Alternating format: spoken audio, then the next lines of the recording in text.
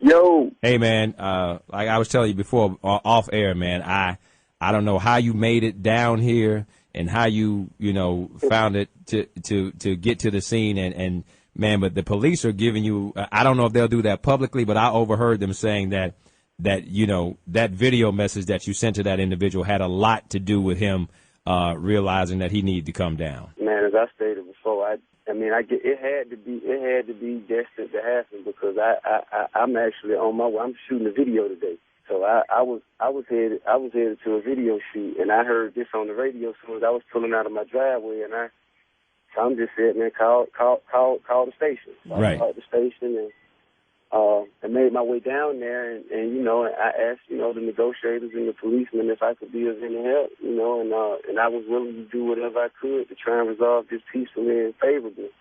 And they came up with the idea of sending the message, and Joshua, man, Joshua, he believes in us enough, man, to take our word for it. And So he stepped out on faith, and I was down there and I spoke to him for a minute. So in the video message that you sent, Tip, what did you say in that message? Because I know they took that up there and they showed it to the individual, to Joshua, now that we know his name on the roof. What was your message to him? Hey, man, just that I was here, that I was here, and I was, looking forward to meeting him, and no matter what's going on in life right now, man, it gets better, and I know that from experience.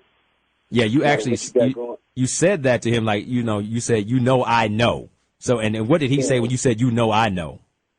He kind of shook his head and was kind of like, yeah, I do. T.I. on the line with us right now. Officer Polite is in the studio with us here on the People Station V103 and Ryan Cameron Show with Rashawn Ali. Officer Polite, I got to ask you because we asked Tip what was it like from his side, but can you kind of speak to a person of his stature, of his celebrity, walking up and wanting to be involved in this? What were your thoughts, or what was your team's thoughts on the effectiveness of somebody like a T.I.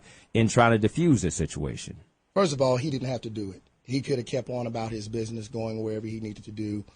So when we turned around and we saw that he was there, and then he offered to help in any way, shape, or form, Right. That raised our level of being able to help the young man. With a celebrity like himself or any others that stop and lend a hand like that, that does tremendous things because you never know who idolizes who, Right. or who may, get the opportunity to see someone. So Mr. Harris was very, very genuine when he came to the police that were out there. He stood by, and we basically formed a plan. And we got that particular information to the young man up there. And once he came down, T.I. was right there when he came off the elevator, and he spoke with him for about 4 or 5 minutes. And I believe that made a difference. We saw the guy.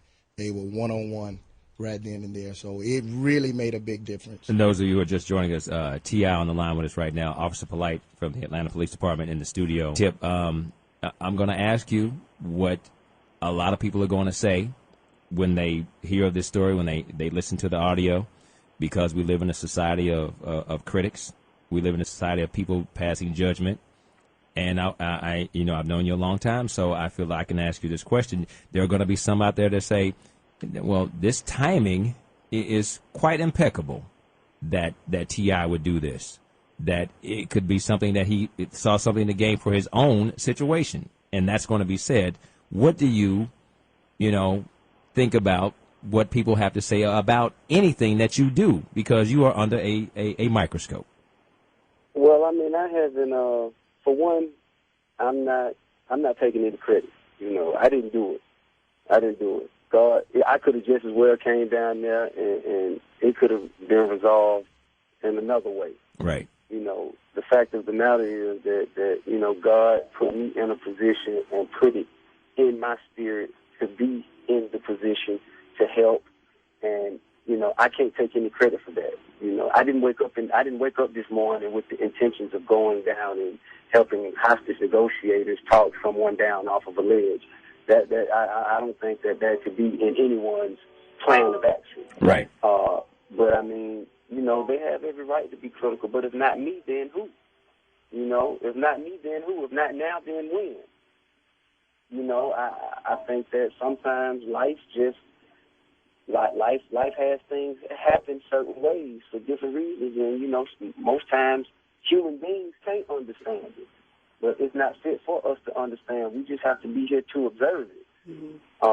And you know, I don't expect this to have any different impact on any of my circumstances at all. That's not, you know, that wasn't my motivation. Right. Absolutely. Today you were a selfless individual. You came down and you were a man of your word, and you always have been. I've always told you that, man. You've always been a stand-up guy, and I appreciate that, brother. Well, thank you, man. I mean, you know, I just want to thank the people. First and foremost, I want to thank the people of Atlanta and just the public, period, you know. And I know there were a lot of people who have supported me in the past, and all of those who have been let down by these circumstances, I want to give you my sincerest apologies and let you know that I will make it up to you and make you proud in the future.